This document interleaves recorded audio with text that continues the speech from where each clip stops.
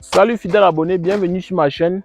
Ici, nous parlons d'agriculture, nous parlons d'élevage, nous parlons d'accompagnement dans le monde agricole. Aujourd'hui, je vais te parler de quelque chose de très intéressant. Comment tu peux associer à la culture d'avocatier la banane plantain.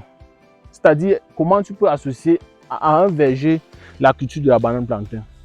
Parce que nous avons constaté que beaucoup font des arbres fruitiers, mais ne parviennent pas à suivre de manière optimale parce qu'il manque de revenus. C'est pour ça que nous avons décidé sur cette parcelle d'expérimenter un peu si on peut faire la banane plantain associée aux arbres fruitiers et trouver son compte facilement. Donc, c'est parti pour la vidéo.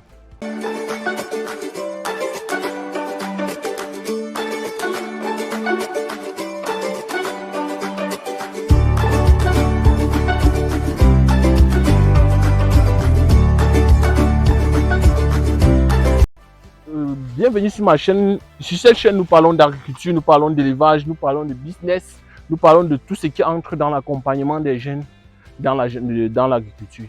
Parce que nous avons constaté que, et nous sommes confiants que l'agriculture et l'élevage, ce sont les deux domaines qui peuvent sauver l'Afrique. Parce que nous avons des ressources au niveau de l'Afrique. Maintenant, pour entrer dans le vif du sujet, quel est le rôle de cette vidéo que je vais vous faire aujourd'hui? Le rôle, ça sera sur 4 points. Le premier point, c'est que je vais te parler de comment tu peux faire pour avoir ce type de production. Ça, c'est un plan d'avocatier greffé de variété Ixon que nous avons mis, ça fait réellement 3 ans. Et il faut noter que cette variété est déjà en production. Comme vous voyez, on a fait la récolte l'autre jour. Mais si le caméraman se rapproche bien, vous allez constater qu'il y en a encore quelques légers fruits qui restaient. Nous sommes déjà en production. Et avant d'atteindre cette production, on avait de la banane plantain. Vous voyez que dans la parcelle, il n'y a plus assez de banane plantain. Donc le but, c'est de mettre des bananes plantain associées aux avocatiers et que dès la production des avocatiers, on n'a plus assez de bananes plantain dans la parcelle.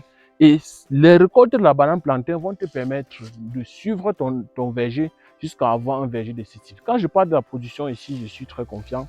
Vous allez regarder un peu plus haut et vous allez constater que même ici en haut, il y a des plants toujours aussi en production. Vous voyez que nous avons la production un peu de partout. La production est un peu de partout, comme vous êtes en train de voir. Donc, le but de cette vidéo, c'est de t'expliquer. Parlons déjà de l'avocatier.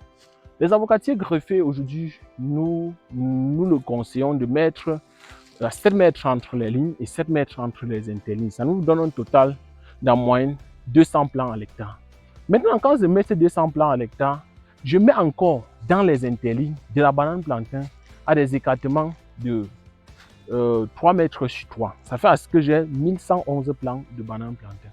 Là, ça va me permettre de respecter les écartements des avocatiers, qu'il n'y a pas d'étouffement entre les avocatiers et par conséquent, il n'y a pas aussi d'étouffement entre les plants de bananes plantain. Quand vous regardez la parcelle est encore un peu pleine de bananes plantain, mais dans 2 ans pratiquement, on n'aura plus de bananes plantain dans la parcelle et ça sera un verger totalement complète, rien qu'avec les avocatiers en pleine production. Mais comment nous faisons pour avoir ces résultats? Parce que le but n'est pas seulement de vous parler qu'on a eu ces résultats, il faut qu'on vous donne l'itinéraire technique de la culture des avocatiers. Quand vous regardez par exemple ici, vous voyez que nous avons fait de la fertilisation organique. Regardez, vous tous vous savez que moi je suis éleveur des porcs et en tant qu'éleveur des porcs, je fais aussi dans les arbres fruitiers. Donc, par conséquent, toutes les digestions qui sortent de ma ferme porcine, je les amène ici pour la fertilisation des avocatiers, pour rentabiliser aussi l'élevage et pour permettre de booster la croissance, de booster la production, pour ne pas dire la productivité chez les avocatiers. Donc, nous le mettons à 7 mètres et nous fertilisons beaucoup plus avec des fientes parce que nous voulons aussi produire quelque chose de bio, produire quelque chose d'utile pour nos populations, pour que nos populations soient vraiment en santé. Donc, j'espère que cette petite vidéo a été intéressante. Si là, elle a été intéressante, si tu es arrivé au thème de cette vidéo, ça veut dire que ça a été intéressant. Il faut faire 3 choses. La première chose qu'il faut faire, c'est liker la vidéo en cours.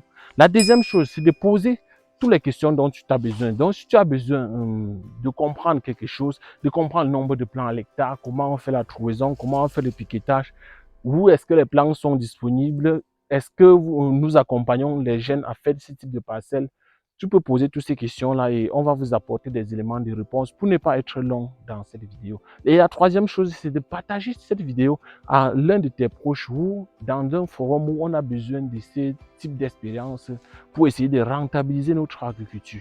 Donc, c'était Romuald Fogokin. Ciao.